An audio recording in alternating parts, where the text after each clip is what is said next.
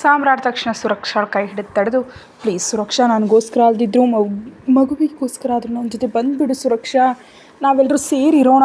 ನಾನು ಮಗುವನ್ನು ಬಿಟ್ಟಿರೋದಕ್ಕಾಗಲ್ಲ, ಹಾಗೆ ನಿನ್ನನ್ನು ಕೂಡ, ನನಗೆ ಮಗು ಬೇಕು, ನೀನು ಬೇಕು, ಪ್ಲೀಸ್ ಸುರಕ್ಷಾ ಅಂತ ಅಂದ ಅವನು ಬಹಳ ನೋವಿನಿಂದ. ಸುರಕ್ಷಾ ಕೋಪದಿಂದ ಹಿಂದೆ ತಿರುಗಿ ಸಾಮ್ರಾಟ್ ಕೈಯನ್ನು ಕೊಡುವುಕೊಂಡು, ಈಗ ಯಾಕೆ ನಾನು ಬೇಕು ಸಾಮ್ರಾಟ್? ಹೇಗಿದ್ದರೂ ಡೈವೋರ್ಸ್ ಪೇಪರ್ಸ್ ಮೇಲೆ ಸಹಿ ಮಾಡಿದೆಯಲ್ಲ, ಇನ್ನು ಹೇಗೆ ನಿನ್ನ ಜೊತೆ ಬರಲಿಕ್ಕೆ ಹೇಳ್ತೀಯಾ? ಡೈವರ್ಸ್ ಕೊಟ್ಟ ಮೇಲೆ ನಿನಗೂ ನನಗೂ ಯಾವುದೇ ಸಂಬಂಧ ಇಲ್ಲ. ಕನಿಷ್ಠ ಪತ್ರಗಳ ಮೇಲೆ ಸಹಿ ಮಾಡದೇ ಇದ್ದಿದ್ದರೆ ಸ್ವಲ್ಪ ಯೋಚನೆ ಮಾಡ್ತಿದ್ದೆ. ಆದರೆ ಈಗ ಬಂದು ನೀನು ಬೇಕು, ಮಗು ಬೇಕು ಅಂದರೆ ನಾನು ಯಾಕೆ ಬರ್ತೀನಿ ಹೇಳು? ಈಗ ಹೇಳ್ತಿದ್ದೀನಿ ಕೇಳು, ನಾನು ಬರೋದು ಹಾಗಿರಲಿ, ನನ್ನ ಮಗನನ್ನು ಕೂಡ ಕೊಡಲ್ಲ. ಮೊದಲಿನಿಂದ ಒಟ್ಟು ಹೋಗಿ ಅಂದ್ಲು ಸುರಕ್ಷಾ ಉದ್ವೇಗದಿಂದ. ಅದೆಲ್ಲ ಕಣೋ, ಪ್ಲೀಸ್ ಸುರಕ್ಷಾ, ಒಂದು ಸಲ ನನ್ನ ಮಾತು ಕೇಳು ಅಂತ ಮುಂದೆ ಬರ್ತಿದ್ರೆ ಸುರಕ್ಷಾ ಸಾಮ್ರಾಟ್ಗೆ ಕೈ ಅಡ್ಡ ಇಟ್ಟು, ಸಾಕು ನಿಲ್ಲಿಸು ಸಾಮ್ರಾಟ್, ನಾನು ನಿನ್ನ ಜೊತೆ ಬರಲ್ಲ, ಬರಲಿಕ್ಕೆ ಆಗಲ್ಲ. ನೀನು ನನಗೆ ಡಿವೋರ್ಸ್ ಕೂಡ ಕೊಟ್ಟಿದ್ಯಾ, ಇನ್ನು ಹೋಗು ಅಂತ ಬಾಗಿಲು ತೆರೆಯಲು ಹೋಗ್ತಿದ್ಲು. ಅಷ್ಟರಲ್ಲೇ ವೇಗವಾಗಿ ಸುರಕ್ಷಾಳ ಮುಂದೆ ಬಂದು ಬಾಗಿಲನ್ನು ಮುಚ್ಚಿದ ಸಾಮ್ರಾಟ್. ಅಡ್ಡ ಬರಬೇಡ ಸಾಮ್ರಾಟ್, ಯಾಕೆ ಬಾಗಿಲು ಮುಚ್ಚಿದೆ? ಇಲ್ಲ, ನಾನು ನಿನ್ನ ಎಲ್ಲಿಗೂ ಹೋಗೋದಕ್ಕೆ ಬಿಡಲ್ಲ. ನನಗೆ ನೀನು ಬೇಕು ಸುರಕ್ಷಾ, ನೀನಿಲ್ಲದೆ ನಾನು ಇರೋದಕ್ಕಾಗಲ್ಲ. ನೀನು ನನ್ನ ಜೊತೆ ಬರ್ತೀನಿ ಅಂತ ಹೇಳೋವರೆಗೂ ನಿನಗೆ ಅಡ್ಡಲಾಗಿರ್ತೀನಿ ಹೊರತು ಸರಿಯಲ್ಲ ನಾನು. ಇಲ್ಲದಿದ್ದರೆ ನಾನು ಕೂಡ ನಿನ್ನ ಜೊತೆ ಇಲ್ಲೇ ಇರ್ತೀನಿ ಅಷ್ಟೇ ಹೊರತು ಈ ಬಾರಿ ನನ್ನ ದಾಟಿ ನಿನ್ನನ್ನು ಎಲ್ಲಿಗೂ ಹೋಗೋದಕ್ಕೆ ಬಿಡಲ್ಲ ಅಂದ ಸಾಮ್ರಾಟ್. ಅಷ್ಟರಲ್ಲೇ ರಾಮಕೃಷ್ಣ ಅವರೆದ್ದು ನೀರಿಗಾಗಿ ಹೊರಗೆ ಬರೋದು, ಹತ್ತ ಕಡೆಯಿಂದ ಆರ್ಯನ್ ಕೂಡ ತನ್ನ ಕೋಣೆಯಿಂದ ಮೆಟ್ಟಿಲಿಳಿದು ಬರೋದು ಒಂದೇ ಬಾರಿಗೆ ನಡೆದವು. ಸುರಕ್ಷಾಳ ಕೋಣೆಯಿಂದ ಕೇಳಿ ಬರ್ತಿದ್ದ ಮಾತುಗಳನ್ನ ಕೇಳಿದ ರಾಮಕೃಷ್ಣ ಅವರು ಆರ್ಯನನ್ನು ನೋಡ್ತಿದ್ರೆ, ಆರ್ಯನ್ ತನಗೆ ಬಂದ ಫೋನ್ ಬಗ್ಗೆ ಹೇಳಿ ಇಬ್ಬರು ಒಬ್ಬರ ಮುಖ ಒಬ್ಬರು ನೋಡಿಕೊಂಡು ಮತ್ತೆ ಅವರವರ ಕೋಣೆಗೆ ಹೊರಟು ಹೋದರು.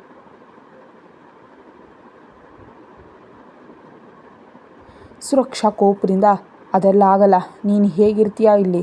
ನಮಗಿರೋದಕ್ಕೆ ಮನೆ ಕೂಡ ಇಲ್ಲದೆ ಹೀಗೆ ಬೇರೆಯವ್ರ ಮನೇಲಿದ್ದೀವಿ. ಆದರೂ ನಮ್ಮ ಜೊತೆ ನೀನು ಹೇಗಿರ್ತೀಯಾ? ನೀವು ತುಂಬ ಶ್ರೀಮಂತರಲ್ವೇ? ಅದಕ್ಕೆ ನನ್ನ ಮೇಲೆ ನಿನ್ನ ಹಮ್ಮು ತೋರಿಸ್ದೆ. ನಮಗೆ ಹಣ ಇಲ್ಲ ಅಂದೆ ಅಲ್ವಾ ನೀನು ಪಟ್ಟು ತೋರಿಸಿದ್ದು ಅಂದ್ಲು ಸುರಕ್ಷಾ.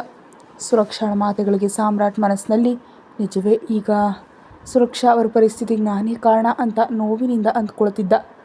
ನೋಡಿದ್ಯಾ ಸಾಮ್ರಾಟ್, ಈಗಲೂ ಕೂಡ ನೀನು ಇನ್ನೂ ಆಲೋಚಿಸ್ತಿದೆಯೇ ಹೊರತು ನಿರ್ಧಾರ ತೆಗೆದುಕೊಳ್ಳೋದಕ್ಕಾಗ್ತಿಲ್ಲ. ನನಗೆ ನೀನು ಬೇಡ, ನಿನ್ನ ಜೊತೆ ನಾನು ಇರಲಾರೆ, ಮರ್ಯಾದೆಯಿಂದ ಇಲ್ಲಿಂದ ಹೊರಟೋಗು ಅನ್ನುತ್ತಾ ಆಲೋಚನೆಯಲ್ಲಿದ್ದ ಸಾಮ್ರಾಟ್ನನ್ನು ಪಕ್ಕಕ್ಕೆ ತಳ್ಳಿ ಬಾಗಿಲು ತೆಗೆದುಕೊಂಡು ಹೊರಗೆ ಹೋಗ್ಬಿಟ್ಲು ಸುರಕ್ಷಾ. ಸುರಕ್ಷಾಳ ಹಿಂದೆಯೇ ಹೊರಗೆ ಬಂದ ಸಾಮ್ರಾಟ್, ಸುರಕ್ಷಾ ನಿಲ್ಲೋ ಅಂತ ಕೂಗ್ತಾ ಬರ್ತಿದ್ರೆ ಸರಿಯಾಗಿ ಆ ಸಮಯಕ್ಕೆ ಮಗು ಮತ್ತೆ ಎದ್ದು ಅಳೋದಕ್ಕೆ ಶುರು ಮಾಡಿತು. ಸುರಕ್ಷಾ ಮತ್ತೆ ಕೋಣೆಯೊಳಗೆ ಹೋದ್ಲು. ಚಿಕ್ಕ ಮಗುವಿನ ಅಳು ಕೇಳಿಸಿ ಎಚ್ಚರವಾದ ಲಲಿತಾ ಮತ್ತು ಆರ್ಯನ್ ಅವರ ತಾಯಿ ಹೊರಗೆ ಬರುವಷ್ಟರಲ್ಲಿ ಅಲ್ಲಿ ಸಾಮ್ರಾಟ್ ಇರುವುದನ್ನು ಕಂಡ್ರು. ಸಾಮ್ರಾಟನ್ನು ನೋಡಿ ಲಲಿತಾ ಮನಸ್ಸಿನಲ್ಲಿ, ಅಮ್ಮಯ್ಯ, ನಮ್ಮ ಮಗ ಬಂದುಬಿಟ್ಟ, ಇನ್ನು ನನ್ನ ಮಗಳ ಜೀವನಕ್ಕೆ ಯಾವುದೇ ತೊಂದರೆ ಇಲ್ಲ, ಅವಳ ಜೀವನ ಸರಿ ಹೋದಂತೆ ಅಂತ ಅಂದ್ಕೊಂಡ್ರು ಲಲಿತಾ. ಆಗಲೇ ಕೋಣೆಯಿಂದ ಹೊರಗೆ ಬಂದ ರಾಮಕೃಷ್ಣ ಅವರು ಸಾಮ್ರಾಟ್ನ ನೋಡಿ ಕೋಪದಿಂದ, ನೀನಿಲ್ಲಿ ಯಾಕೆ ಬಂದೆ ಅಂದರು. ನಾನು ನನ್ನ ಹೆಂಡತಿಗಾಗಿ ಬಂದಿದ್ದೀನಿ, ನಿಮಗಾಗಿ ಏನಲ್ಲ. ನೀವು ಮಧ್ಯದಲ್ಲಿ ಬರದೇ ಇದ್ದರೆ ಒಳ್ಳೆಯದು ಅಂದ ಸಾಮ್ರಾಟ್. ನನ್ನ ಮಗಳ ಜೀವನದಲ್ಲಿ ತಲೆ ಹಾಕಬೇಡ ಅಂತ ಹೇಳೋದಕ್ಕೆ ನೀನು ಯಾರು ಅಂದರು ರಾಮಕೃಷ್ಣ ಅವರು ಗಟ್ಟಿಯಾಗಿ.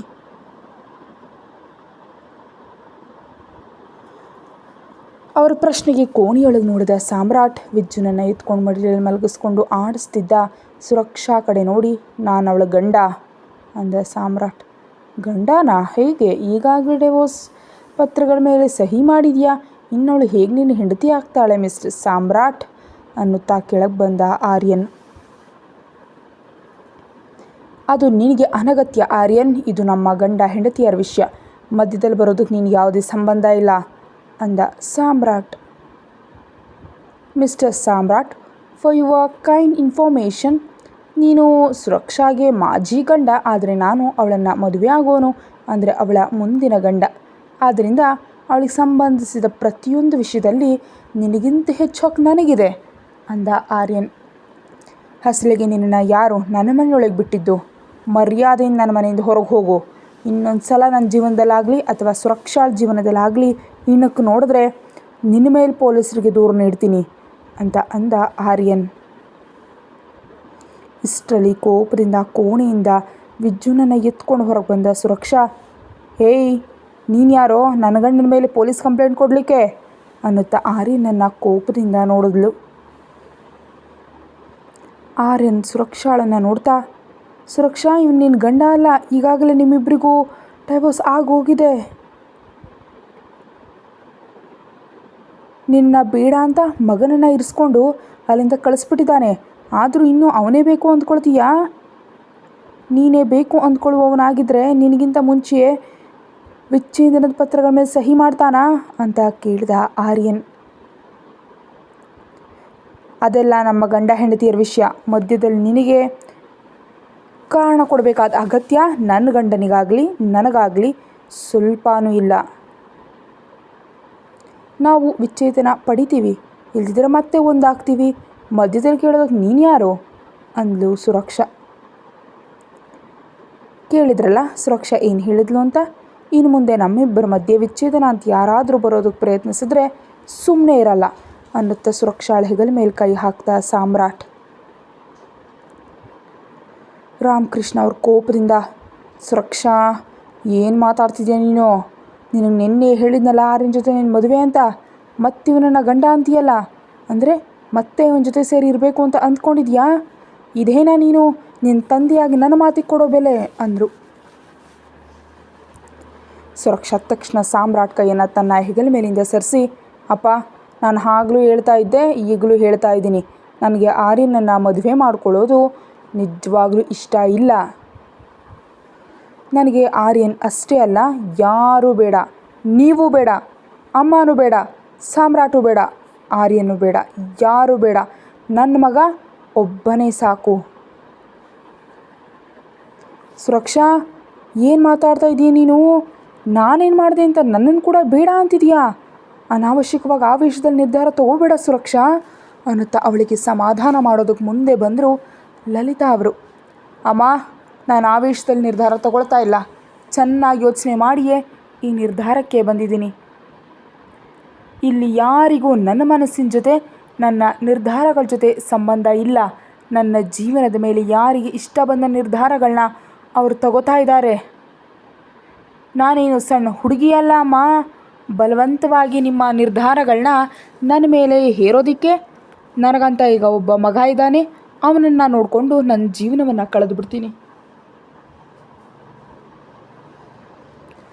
ಅಸಲಿಗೆ ನೀವ್ಯಾರು ನನಗೆ ಜೊತೆಯಾಗಿರೋದಕ್ಕೂ ಕೂಡ ಪ್ರಯತ್ನಿಸಬೇಡಿ, ಹಾಗೆ ನನ್ನನ್ನು ತಡೆಯೋದು ಕೂಡ ನೋಡಬೇಡಿ. ನಾನು ನನ್ನ ಮಗನ ಜೊತೆ ಎಲ್ಲಿಗಾದರೂ ಹೋಗ್ಬಿಡ್ತೀನಿ.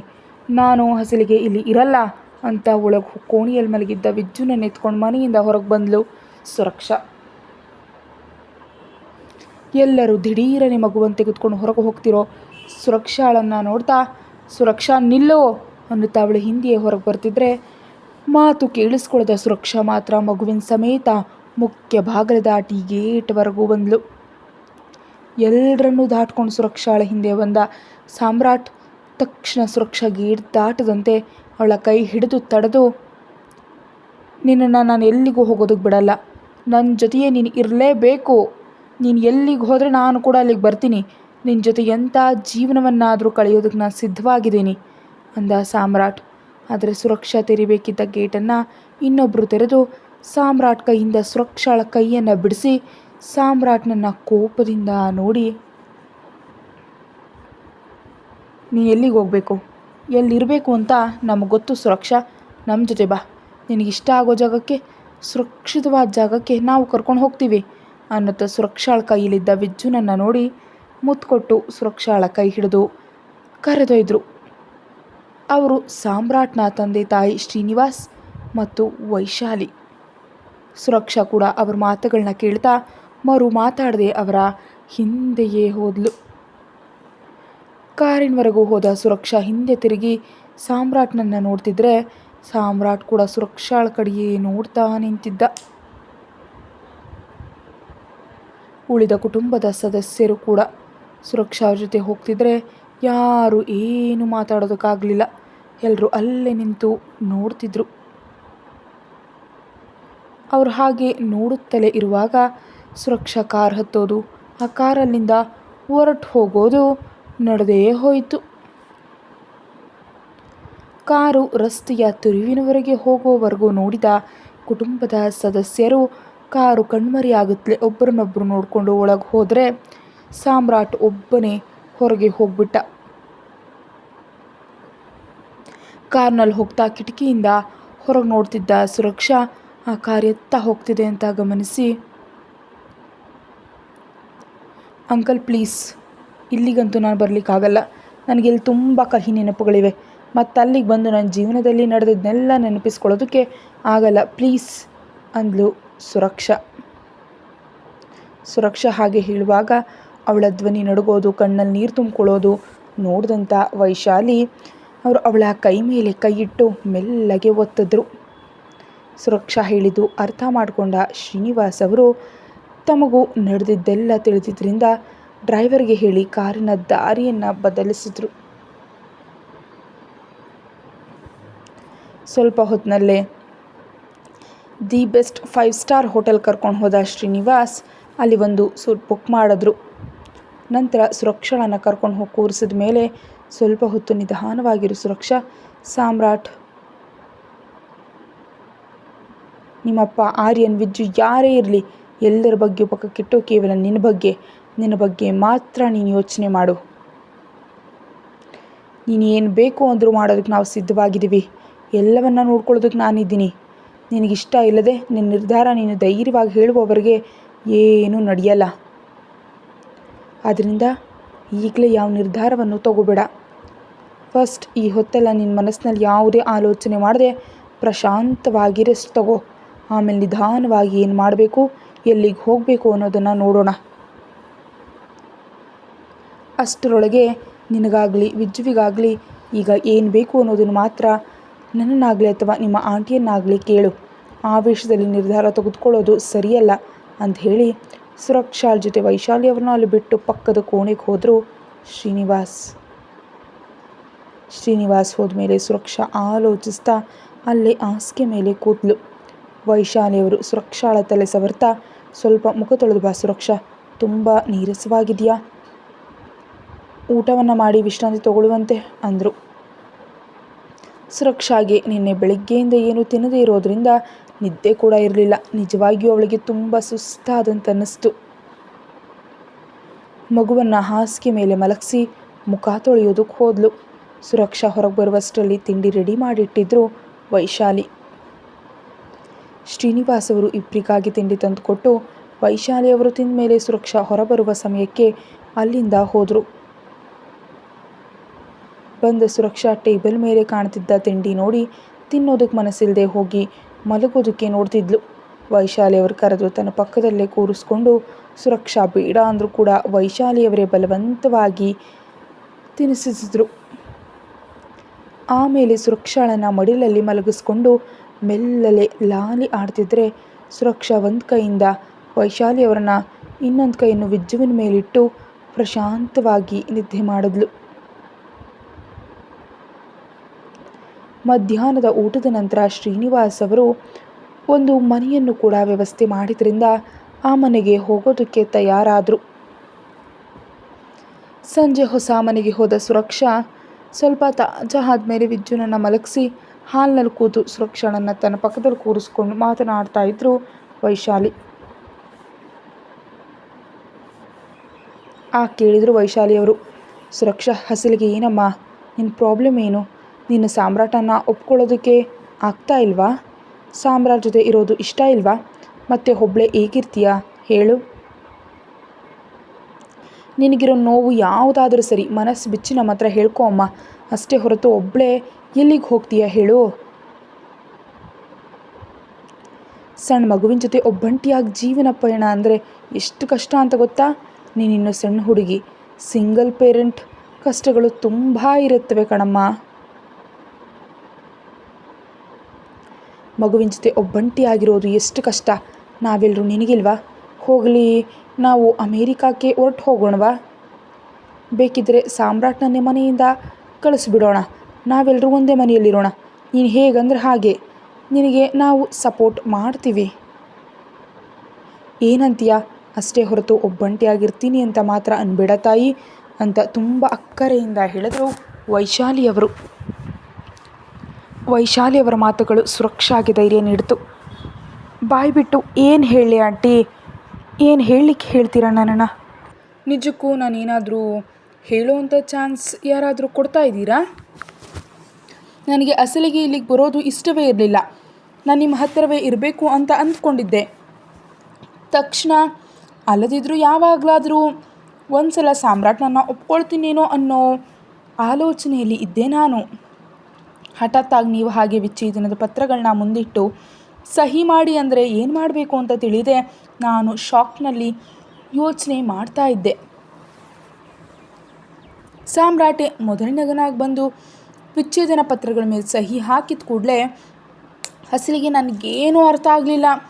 ಜೀವನವನ್ನು ಹಾಳು ಮಾಡಿದವನೇ, ಮತ್ತೆ ನನ್ನ ಕೈ ಹಿಡಿದು ಯಾವತ್ತೂ ನಿನ್ನನ್ನು ಬಿಡಲ್ಲ ಅಂತ ಅಂದವನೇ ಹಾಗೆ ನನ್ನ ಬಿಟ್ಟುಬಿಡ್ತೀನಿ ಅಂತ ವಿಚ್ಛೇದನ ಪತ್ರಗಳ ಮೇಲೆ ಮೊದಲೇ ಸಹಿ ಹಾಕಿ ಹೇಳ್ತಿದ್ರೆ ಮಾತನಾಡಲಾಗದ ಗೊಂಬೆಯಂತೆ ಆಗೋಯ್ತು ನನ್ನ ಪರಿಸ್ಥಿತಿ ಆ ಕ್ಷಣದಲ್ಲಿ. ಅದಕ್ಕಿಂತ ಹೆಚ್ಚಾಗಿ ನನ್ನನ್ನು ದಾಟಿ ಒಂದು ಹೆಜ್ಜೆ ಕೂಡ ಇಡಲು ಬಿಡಲ್ಲ ಅಂದವನು ನಾನು ಹೋಗ್ತಾ ಇದ್ರೆ ಸುಮ್ಮನೆ ನೋಡ್ತಾ ನಿಂತಿದ್ದ. ಇನ್ನು ಏರ್ಪೋರ್ಟಿಗೆ ಬಂದು ಸೆಂಡ್ ಆಫ್ ಕೂಡ ಕೊಟ್ಟ ನಮಗೆ. ಆಗಲೂ ಕನಿಷ್ಠ ನನ್ನ ನಿರ್ಧಾರ ಕೇಳಲಿಲ್ಲ. ನನ್ನ ಹೋಗಬೇಡ ಅಂತ ಒಂದು ಮಾತು ಹೇಳೋದಕ್ಕೂ ಅವನಿಗೆ ಆಗಲಿಲ್ಲ. ಹೇಗಾಂಟಿ, ನಾನು ಹೇಗೆ ಹೊರಟು ಹೋಗ್ತೀನಿ ಅಂತ ಅಂದ್ಕೊಂಡ ಅವನು? ಅಸಲಿಗೆ ನಾನು ಆರ್ಯನ ಜೊತೆ ಹೇಗಿರ್ತೀನಿ ಅಂದ್ಕೊಳ್ತಾನೆ. ಅದರಲ್ಲೂ ನನ್ನ ಮಗನನ್ನು ಕೂಡ ನನಗೆ ದೂರ ಮಾಡಿಬಿಟ್ಟ ಕೊನೆ ನಿಮಿಷದಲ್ಲಿ. ಆ ಕ್ಷಣದಲ್ಲಿ ನನ್ನ ಗುಂಡಿಗೆ ನಿಂತು ಹೋದಷ್ಟು ಕೆಲಸ ಆಯಿತು.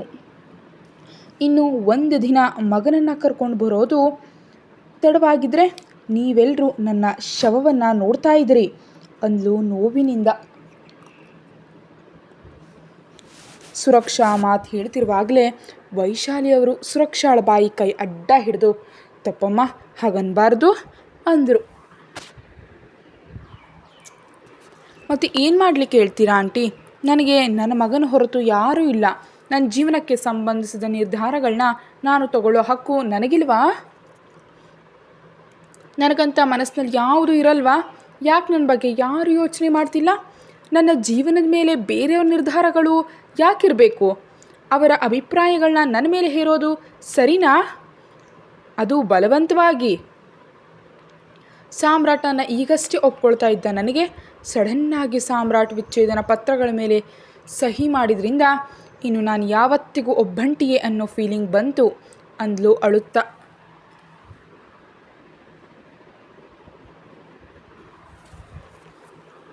ಸಾಮ್ರಾಟನ್ನು ಒಪ್ಕೊಳ್ತೀನಿ ಎಂಬ ಮಾತನ್ನು ಅವಳು ಆಗಲೇ ಸಾಮ್ರಾಟ್ ಮನೆಯೊಳಗೆ ಬಂದಿದ್ದ. ಸುರಕ್ಷಾ ಹೇಳಿದ ಆ ಮಾತನ್ನು ಕೇಳಿ ತುಂಬ ಸಂತೋಷದಿಂದ, ಸುರಕ್ಷಾ ನೀನು ನನ್ನನ್ನು ಒಪ್ಕೊಳ್ತಿದ್ಯಾ? ನನ್ನ ಜೊತೆ ಇರೋದಕ್ಕೆ ಒಪ್ಪಿದೀಯಾ ಅನ್ನುತ್ತಾ ಹ್ಯಾಪಿಯಾಗಿ ಫೀಲ್ ಆಗ್ತಾ ನಗ್ತಾ ಸಂತೋಷದಿಂದ ಸುರಕ್ಷಾಳ ಹತ್ರ ಬಂದ ಸಾಮ್ರಾಟ್. ಹಠಾತ್ತಾಗಲ್ಲಿ ಸಾಮ್ರಾಟ್ನನ್ನು ನೋಡಿ ಸುರಕ್ಷಾ ಕಣ್ಣೀರು ಒರೆಸ್ಕೊಂಡು ಸಾಮ್ರಾಟ್ನನ್ನ ಕೋಪದಿಂದ, ನಾನೇ ನಿನ್ನನ್ನು ಒಪ್ಕೊಂಡಿಲ್ಲ, ಹಸರಿಗೆ ನೀನು ಯಾಕೆ ಬಂದೆ ಇಲ್ಲಿಗೆ, ಹೊರಟು ಹೋಗಿಲ್ಲಿಂದ ಅಂತಿದ್ದ ಸುರಕ್ಷಾಳನ್ನು ಹಗ್ ಮಾಡಿಕೊಂಡು, thank you Suraksha, thank you so much, ನೀನು ನನ್ನ ಒಪ್ಕೊಂಡೆ ಅಂದ. ಹಗ್ ಮಾಡಿಕೊಂಡು ಅವಳನ್ನ ಬಿಡದೇನೇನೆ. ಸುರಕ್ಷಾ ಸಾಮ್ರಾಟ್ನಿಂದ ಬಿಡಿಸ್ಕೊಳ್ಳೋದಕ್ಕೆ ಪ್ರಯತ್ನಿಸ್ತಾ ಇದ್ರು ಬಿಡದೆ ಸುರಕ್ಷಾಳನ್ನು ಎತ್ಕೊಂಡು ಒಳಗೆ ಕರೆದೊಯ್ತಾ, ನಿನ್ನೆ ಹೇಗೆ ಒಪ್ಪಿಸ್ಬೇಕು ಅಂತ ನನಗೆ ಗೊತ್ತಿದೆ ಬಿಡು ಕ್ಲೌಡಿ ಅನ್ನುತ್ತಾ, ಅಮ್ಮ ನಮ್ಮ ಬೆಡ್ರೂಮೇಲಿದೆ ಅಂತ ಕೇಳಿದ್ಲೆ ಮುಂದೆ ಸಾಕ್ತಾ ಇದ್ದಾನೆ. ಆಂಟಿ ಸಾಮ್ರಾಟನ ಹೊರಗೆ ಕಳಿಸ್ಬಿಡಿ ಆಂಟಿ, ನೀವೇ ಹೇಳಿದ್ರಲ್ಲ ನಾನು ಹೇಗೆ ಹೇಳಿದರೆ ಹಾಗೆ ಮಾಡ್ತೀನಿ ಅಂತ. ನಾವು ಅಮೇರಿಕಕ್ಕೆ ಹೋಗೋಣ, ಸಾಮ್ರಾಟ್ ನಮ್ಮ ಜೊತೆ ಇರಬಾರ್ದು, ನಾವು ಮಾತ್ರ ಜೊತೆಯಾಗಿರೋಣ ಅಂತ ಅರಿಸ್ತಾ ಇದ್ದಾಳೆ ಸುರಕ್ಷಾ. ಸುರಕ್ಷಾಳ ಅರಚಾಟಕ್ಕೆ ವೈಶಾಲಿ ಅವ್ರ ನಗ್ತಾ, ಸರಿ ಸುರಕ್ಷಾ, ನೀನು ಹೇಗೆ ಹೇಳಿದ್ರೆ ಹಾಗೆ, ಚೆನ್ನಾಗಿ ಯೋಚನೆ ಮಾಡು, ನಾಳೆ ನಾವು ಅಮೇರಿಕಕ್ಕೆ ಹೋದ್ಮೇಲೆ ಹೇಳು ಸಾಮ್ರಾಟ್ ನಮ್ಮ ಮನೇಲಿ ಇರಬೇಕಾ ಬೇಡವಾ ಅಂತ. ಸುರಕ್ಷಾ ಮಾತನಾಡುತ್ತಲೇ ಇರುವಾಗ ವಿಜ್ಜು ಇರೋ ಕೋಣೆ ನೋಡಿ ಅಲ್ಲಿಗೆ ಸುರಕ್ಷಾಳನ್ನು ಕರೆದೊಯ್ದು ಬಾಗಿಲನ್ನು ಹಾಕ್ಕೊಂಡ. ಸಾಮ್ರಾಟ್ ನನ್ನ ಬಿಡು ಅಂತ ಸುರಕ್ಷಾ ಒದ್ದಾಡ್ತಿದ್ರೆ ಸಾಮ್ರಾಟ್ ಬಿಡದೆ ಅವಳನ್ನ ಕೆಳಗಿಳಿಸಿ ಥ್ಯಾಂಕ್ ಯು ಸೋ ಮಚ್ ಕ್ಲೌಡಿ ಅನ್ನುತ್ತಾ ಅವಳ ಮುಖವನ್ನು ಕೈಯಲ್ಲಿ ತೆಗೆದುಕೊಂಡು ಮುಖ ತುಂಬ ಮುತ್ತು ಕೊಡ್ತಾ ಹೇಳ್ತಿದ್ರೆ ಸುರಕ್ಷಾ ಕೋಪದಿಂದ ಸಾಮ್ರಾಟನ್ನು ದೂರ ತಳ್ತಾ ನಾನಿನ್ನು ನಿನ್ನ ಒಪ್ಕೊಳ್ಳೋದು ಇಲ್ಲ. ಇಷ್ಟು ದಿನ ನಿನ್ನ ಮೇಲಿದ್ದ 1% ನಂಬಿಕೆ, ಸಾಫ್ಟ್ ಇಂಪ್ರೆಷನ್ ಕೂಡ ಈಗ ಹೊರಟು ಹೋಯಿತು ಅನ್ನುತ್ತಾ ಪಕ್ಕಕ್ಕೆ ತಿರುಗಿ ನನ್ನಿಷ್ಟದ ಅಗತ್ಯ ಇಲ್ಲದೆ ವಿಚ್ಛೇದನದ ಪತ್ರಗಳ ಮೇಲೆ ಸಹಿ ಮಾಡಿದೆಯಲ್ಲ, ಇನ್ಯಾವತ್ತಿಗೂ ನಿನ್ನನ್ನು ಒಪ್ಕೊಳ್ಳೋದಕ್ಕಾಗಲ್ಲ. ನೋಡ್ತಾ ಇರು, ಅಮೇರಿಕಕ್ಕೆ ಹೋದ್ಮೇಲೆ ನಿನ್ನ ಮನೆಯಿಂದ ನಿನ್ನನ್ನೇ ಹೊರ ಕಳಿಸ್ಬಿಡ್ತೀನಿ, ನೋಡ್ತಿರು ಅಂತ ಸುರಕ್ಷಾ ಅರ್ಚುತ್ತಾ ಇರುವಾಗಲೇ ಅವಳ ಬಾಯಿಯನ್ನು ತನ್ನ ತುಟಿಗಳಿಂದ ಮುಚ್ಚಿಬಿಟ್ಟ ಸಾಮ್ರಾಟ್. ಕತೆ ಮುಂದುವರಿಯುತ್ತೆ. ಹೆಚ್ಚಿನ ವಿಡಿಯೋಗಾಗಿ ಚಾನಲ್ಗೆ ಸಬ್ಸ್ಕ್ರೈಬ್ ಮಾಡಿ ಮತ್ತು ವಿಡಿಯೋವನ್ನು ಮುಂಚಿತವಾಗಿ ನೋಡಲು ಚಾನಲ್ಗೆ ಮೆಂಬರ್ಶಿಪ್ ತಗೊಳ್ಳಿ. Thank you.